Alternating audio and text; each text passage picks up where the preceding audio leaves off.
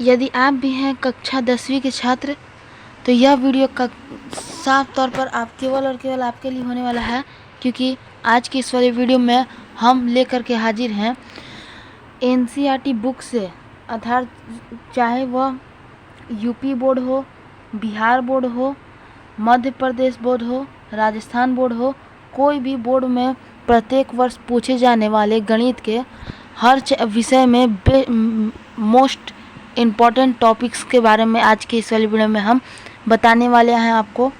हमने पिछले 15 साल बीते हुए 15 साल के क्वेश्चन पेपर्स को लेकर के इन सारे टॉपिक पे को ढूंढा है। तो 15 साल के क्वेश्चन पेपर में यह सारे टॉपिक ज़रूर आ रहे हैं, ज़रूर आए हैं। उन सारे टॉपिक को लेकर के हम हाजिर हैं। हर एक अध्याय के टॉपिक्स को हम बताएंगे आपको, और यह ज़रूरी नहीं है कि यह इस टॉपिक में दोनों में से कोई एक आएगा, नहीं, वह दोनों का ही दोनों टॉपिक आएगा जो हम बताएंगे। और यह हम खुद नहीं कर रहे हैं, यह हम आप Bihar board, MP board, UP board, कोई भी बोर्ड के जो क्वेश्चन पेपर रहता है वह बोल रहा है। बहुत मेहनत से हमने इस वीडियो को बनाया है, पिछले का बहुत सारे क्वेश्चन पेपर को ढूंढ कर। तो इसीलिए वीडियो को लाइक करिएगा, अपने दोस्तों को ज़्यादा से ज़्यादा शेयर करिए। आप लाइक करिए या ना करिए, लेकिन अपने दोस्तों को शेयर ज़रूर करिए ताकि उन्हें भी यह जानकारी प्राप्त हो सके, यह वीडियो प्राप्त हो सके। और ऐसे ही Bihar board, UP board, MP board, हर बोर्ड से रिलेटेड क्वेश्चन, हर बोर्ड से रिलेटेड वीडियोस के लिए हमारे चैनल को सब्सक्राइब कर लीजिए। तो चलिए वीडियो को शुरू करते हैं। तो देखिए, आपका पहला जो चैप्टर है वह है वास्तविक संख्या, रियल नंबर। तो इस अध्याय में आपका 2 टॉपिक हैं, ठीक। इन दोनों टॉपिक से आपका क्वेश्चन जरूरी से जरूर लड़ता है। पहला टॉपिक क्या है, तो गुणनखंड विधि से एचसीएफ और एलसीएम निकालना। आपका पहला चैप्टर में यही है, एचसीएफ एलसीएम, जिसे लसा या मसा भी कहते हैं हम लोग। तो गुणनखंड विधि से या एचसीएफ या एलसीएम निकालना, यह एग्जाम में आपको ज़रूर पूछता है, एचसीएफ निकालने को या एलसीएम निकालने को, ठीक। फिर दूसरा नंबर क्या, सिद्ध करना अपरिमेय संख्या। मतलब आपको एग्जाम में दे देगा कि सिद्ध करिए कि क्या √3 एक अपरिमेय संख्या है, वरना सिद्ध करिए कि क्या √5 एक अपरिमेय संख्या है। इस तरह के प्रश्न आपको एग्जाम में दे देते हैं सिद्ध करने के लिए, कि सिद्ध करिए कि यह संख्या अपरिमेय है कि परिमेय, ठीक। तो यह तो था कि आपका पहला अध्याय में यही 2 टॉपिक्स आपको मेन पूछे जाते हैं। जो हमने पूरा जितना भी ढूंढा उसमें से यह 2 टॉपिक आपके लिए बेस्ट हैं, ठीक है। फिर चलेंगे हम अगले अध्याय की ओर। आपका जो अगला एवं दूसरा अध्याय है, उस अध्याय का नाम है बहुपद। बहुपद का मतलब पॉलिनोमियल्स। आपका दूसरा अध्याय है पॉलिनोमियल्स। तो इस अध्याय में भी आपको 2 टॉपिक्स पूछे जाते हैं। देखिए, यहाँ 2 टॉपिक हैं। तो देखिए, पहला जो टॉपिक आपसे पूछे जाते हैं शून्यक व संबंध। आपको पूछ जाएंगे कि इस बहुपद दे दिया जाएगा और उस बहुपद का शून्यक निकालने को दे दिया जाएगा कि इस बहुपद का शून्यक निकालें, वरना संबंध ज्ञात करने के लिए आपको ज़रूर दे देता है कि इन दोनों के बीच का संबंध निकालें, ठीक। इस तरह के प्रश्न आते हैं। फिर दूसरा क्या है, तो द्विघात बहुपद। द्विघात बहुपद यह ज़रूर आपका आता है, द्विघात बहुपद निकालने का, बताने का कि क्या यह द्विघात बहुपद है या नहीं। यह 1 नंबर में आपका आएगा, परंतु ज़रूर आएगा। पूछ दिया जाएगा आपसे कि क्या यह समीकरण द्विघात बहुपद है या नहीं। तो इस तरह के प्रश्न भी दूसरे अध्याय से आपको पूछे जाते हैं, ठीक है। फिर चलते हैं अगले अध्याय की ओर। फिर आपका अगला एवं तीसरा जो अध्याय है, उस अध्याय का नाम है 2 चर वाले रैखिक समीकरण, अर्थात 2 लीनियर इक्वेशन इन 2 वेरिएबल, 2 चर वाले रैखिक समीकरण, ठीक। तो इसमें भी मुख्यतः 2 टॉपिक से पूछे जाते हैं। इसमें पहला है ग्राफ एवं दूसरा प्रतिस्थापन विधि और विलोपन विधि से हल करना। तो ग्राफ जो है आपका, यह 5 नंबर का भी पूछेगा एग्जाम में, 5 नंबर का भी पूछ सकता है, वरना 2 नंबर का भी पूछ सकता है। यह ग्राफ जरूर आपको एक न एक है ग्राफ दे देगा, और प्रतिस्थापन विधि से और विलोपन विधि से आपको दे देगा यह आपको प्रतिस्थापन विलोपन भी 5 नंबर का दे सकता है। इसमें आपको दे देगा कि दो संख्या का योग इतना है तो उनके गुणनफल ज्ञात करिए, ये सब भी दे देगा 5 नंबर में या 2 नंबर में। वरना कभी कभी यह प्रतिस्थापन और विलोपन से आपको एक नंबर यानी MCQ भी दे देता है, ऑब्जेक्टिव प्रश्न। ठीक है, तो यह था आपका तीसरा चैप्टर से पूछे जाने वाले। अब हम चलेंगे चौथे चैप्टर की ओर। फिर आपका जो तीसरा अध्याय है उसमें और एक तरह का प्रश्न आता है कि शाब्दिक प्रश्न जो होता है वह आपसे पूछ देगा। शाब्दिक प्रश्न आपका बहुत सारा रिलेटेड होगा, जैसे भिन्न से रिलेटेड हो जाएगा, क्षेत्रफल से रिलेटेड हो जाएगा, आपका क्षेत्रफल से रिलेटेड हो जाएगा, आयु से रिलेटेड हो गया, संख्या से रिलेटेड हो जाएगा, नियत भाड़ा से रिलेटेड हो जाएगा। वरना यह जो A1/A2 बराबर B1/B2 बराबर C1/T2, जो आपका प्रतिच्छेदी रेखा वाला जो होता है ना, संपाती रेखा, प्रतिच्छेदी रेखा या समांतर रेखा, एक द्वितीयक हल, अद्वितीयक हल, अपरिमित रूप से अनेक हल, ये शाब्दिक प्रश्न में यह भी आपसे पूछ देता है। 1 नंबर प्रश्न में यह आपका आ जाता है। जैसे यह जो आपका संपाती रेखा, अपरिमित रूप से अनेक रेखा हल, यह सब जो है यह 1 नंबर में आपका ज़्यादा से ज़्यादा है का चांस की आ जाएगा। ठीक है, तो इसे आप देख लीजिएगा। फिर हम चलेंगे चौथे चैप्टर की ओर। आपका जो चौथा चैप्टर है उस चैप्टर का नाम है द्विघात समीकरण यानी क्वाड्रेट इक्वेशन। ठीक, तो इसमें आपको कुल 4 टॉपिक्स आपसे पूछे जाते हैं।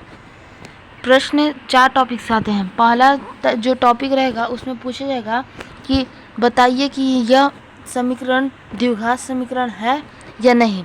यह 1 नंबर के क्वेश्चन में आ जाएगा। इसमें आपको कह देगा कि है कि नहीं। ठीक, फिर दूसरा टाइप का जो क्वेश्चन आएगा वह द्विघात समीकरण का हल आ जाएगा। आपको द्विघात समीकरण दे देगा और उसको हल करने को दे देगा। तो आपका द्विघात समीकरण 2 तरह से हल होता है, गुणनखंड विधि से और द्विघाती सूत्र से।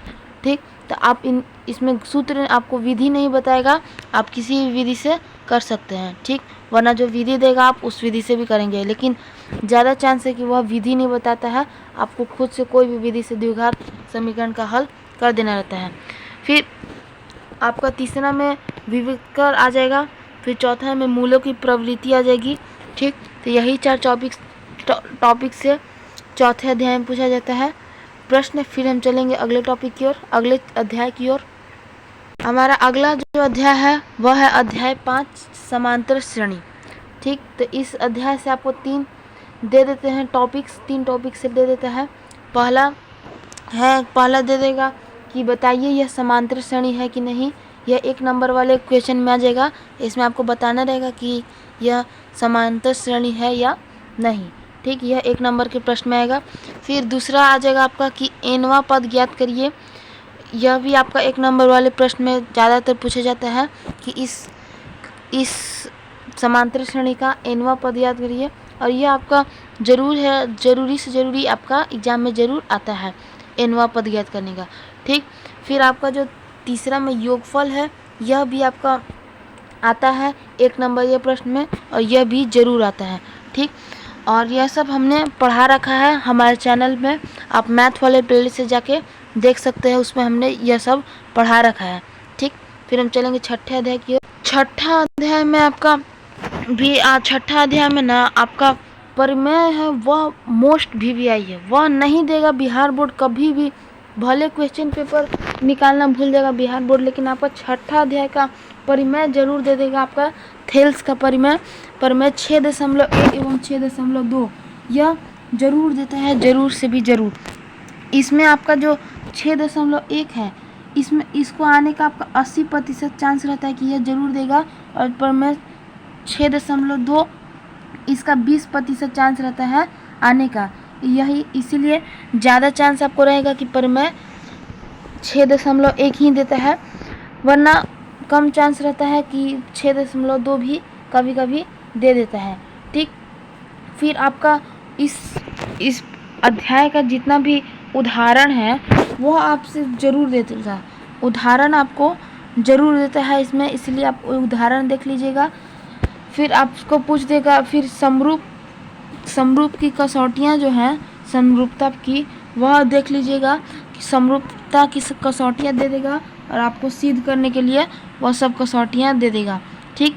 और 6.3 इससे आपको 2 से 3 प्रश्न, 2 से 3 छोड़िए 1 या 2 प्रश्न जरूर लड़ता है 6.3 से। तो इसके 6.1 या 6.2 पे आप ध्यान दिए या ज्ञान न दीजिए, पर 6.3 जरूर देख लीजिएगा, इससे जरूर प्रश्न आता है, ठीक। तो यह था छठा अध्याय में।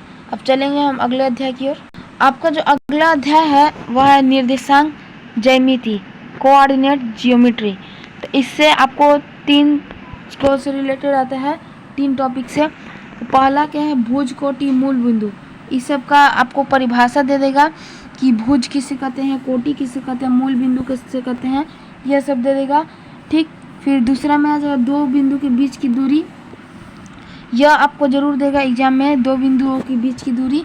और समदुरुस्त जो होता है ना, वह जरूर देता है। 2 बिंदुओं के बीच की दूरी तो जरूर देगा आपको, 2 नंबर में देगा या 5 नंबर में देगा, लेकिन देगा, ठीक। और विभाजन सूत्र जो आपका है, विभाजन सूत्र से भी आपको एग्जाम में देता है, बहुत बार दिया है विभाजन सूत्र से भी प्रश्न। इसमें x अक्ष, y अक्ष, मूल बिंदु इससे भी दे सकता है, ठीक है। तो यह आप देख लीजिएगा 7वां अध्याय में, ठीक। हम चलते हैं अगले अध्याय की ओर। आपका अगला अध्याय है वह है अध्याय 8 त्रिकोणमिति। त्रिकोणमिति बच्चों को भी पता है और सबको को पता है कि त्रिकोणमिति से सबसे ज़्यादा प्रश्न पूछे जाते हैं। कोई भी बोर्ड में त्रिकोणमिति से प्रश्न सबसे ज़्यादा पूछे जाते हैं। इसमें सबसे ज़्यादा क्या पूछे जाते हैं, तो दिया रहेगा कि साइन थीटा को कॉस थीटा में बदले, इस तरह के प्रश्न आपको दिए जाएंगे। फिर ट्रिगोनोमेट्री टेबल से रिलेटेड प्रश्न देंगे और सिद्ध करने से रिलेटेड प्रश्न देंगे। तो सिद्ध करने से रिलेटेड प्रश्न वह आपको प्रश्नावली 8.4 में जो 5वां का 10वां जो प्रश्न है, वह सब आपको उसमें से 2 या 3 थे आपको दे देता है प्रश्न, ठीक। वह सभी हम पढ़ा चुके हैं, आप हमारे चैनल के मैथ वाले प्लेलिस्ट से ज़रूर देख लीजिएगा, ठीक है।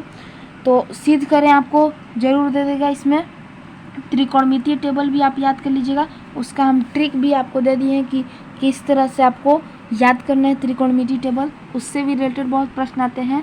और यह प्रश्न, इस त्रिकोणमिति से ज़्यादातर प्रश्न आपका ऑब्जेक्टिव में बहुत लड़ते हैं। जैसे आपका ये जो त्रिकोणमिति टेबल से जो रिलेटेड प्रश्न रहता है, वो 1 नंबर में बहुत आते हैं कि साइन 60 का मान, tan 60 का मान, यह सब प्रश्न आपको बहुत पूछे जाते हैं त्रिकोणमिति में, ठीक है।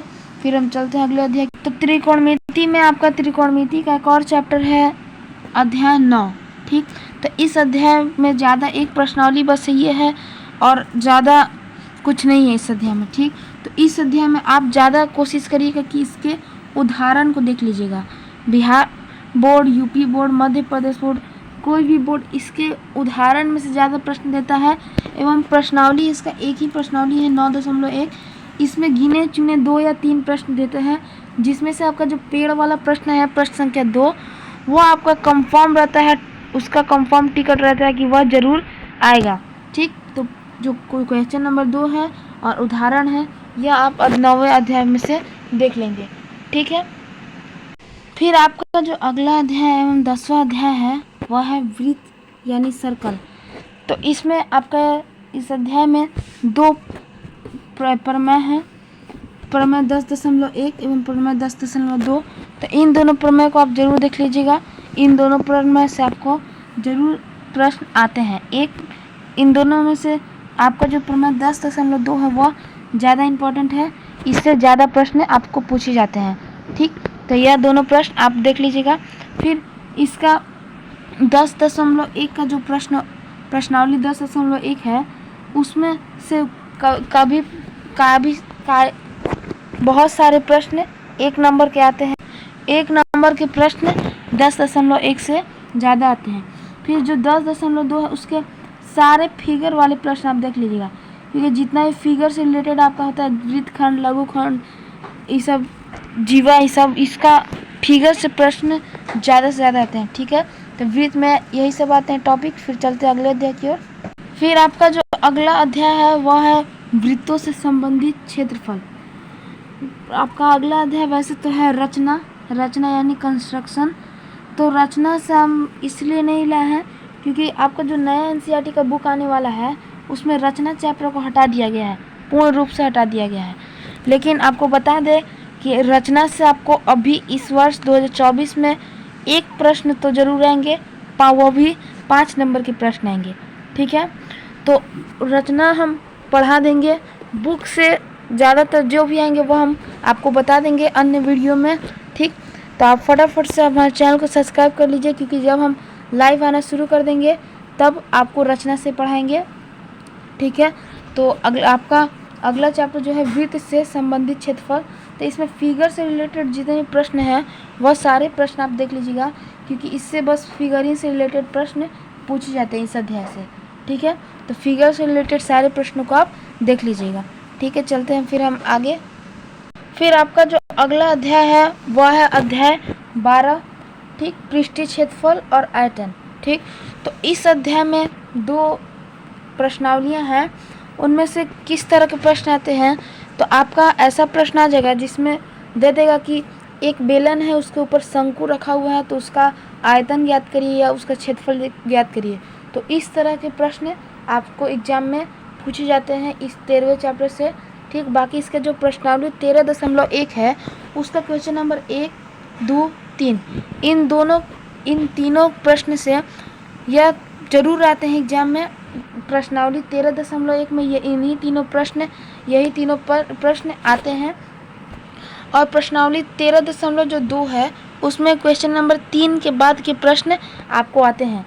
तो यह प्रश्नावली 13.1 में आपको क्या देखना है, तो प्रश्नावली 13.1 में क्वेश्चन नंबर 1, 2, 3 यह तीनों बस देखना है, और प्रश्नावली 13.2 में क्वेश्चन नंबर 3, 4, 5, 6, 7 जितना है उतना देखना है।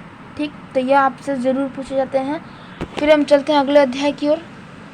फिर आपका जो अगला अध्याय है वह है संख्याइकी। ठीक, तो इस अध्याय में मुख्यतः 3 टॉपिक्स रहते हैं, आपको भी पता है, माध्य, माध्यिका, बहुलक। ठीक, तो इन तीनों को आप ढंग से पढ़ लीजिएगा, यही तीनों से पूछे ही जाते हैं इस चैप्टर से, 13वां चैप्टर से। इन तीनों का संबंध भी आपसे पूछ लेते हैं, इन तीनों का संबंध होता है, यह भी आपसे पूछ लेगा माध्य, माध्यिका एवं बहुलक का संबंध। तथा इस माध्य, माध्यिका में से आपका जो माध्यिका है, इस माध्यिका से तो एक प्रश्न जरूर आते हैं, यह पक्का है कि माध्यिका से एक प्रश्न जरूर आएंगे। और बात रही माध्य एवं बहुलक की, तो इन दोनों में से कोई एक प्रश्न आपसे पूछे जाएंगे, इन दोनों में से किसी एक से रिलेटेड। और माध्यिका से तो आपको 100% पूछे ही जाते हैं। ठीक, और इन तीनों का संबंध, तो 13वां चैप्टर से आपको बस यही सब देखना है, माध्य, माध्यिका एवं बहुलक। ठीक, फिर चलते हैं हम अगले अध्याय की ओर। फिर आपका अगला एवं जो अंतिम अध्याय है वह है प्रायिकता।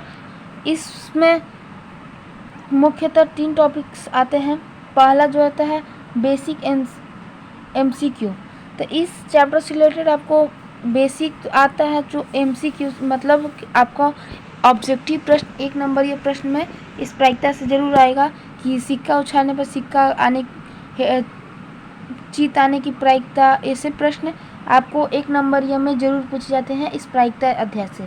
ठीक, फिर आपका जो ताश, सिक्का, पासा, इस सब से रिलेटेड प्रश्न आते हैं कि ताश के पत्ते में राजा आने की, बादशाह आने की प्रायिकता क्या होगी, तो पासा में 6 आने की प्रायिकता क्या होगी।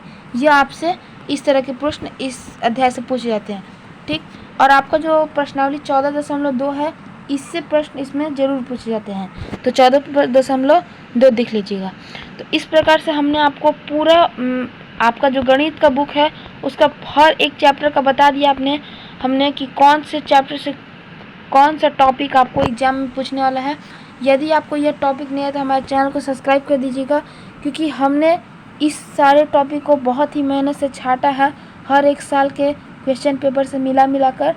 तो इसीलिए अपने दोस्तों को ज़्यादा से ज़्यादा शेयर करिए, हमारे चैनल को सब्सक्राइब कर लीजिए, क्योंकि हम ऐसी ही तरह के वीडियोस डालते रहते हैं तथा बिहार बोर्ड के प्रत्येक नोटिफिकेशन को हम अपने चैनल के माध्यम से आपको देते हैं। ठीक है, तो हमारे चैनल को सब्सक्राइब कर लीजिए। वीडियो अच्छा लगे तो वीडियो को लाइक करिएगा, अपने दोस्तों को ज़रूर ज़्यादा से ज़्यादा शेयर करिए। तो मिलते हैं आप सभी से अगले वीडियो में किसी नए टॉपिक के साथ, किसी नए अपडेट्स के साथ। तब तक के लिए धन्यवाद।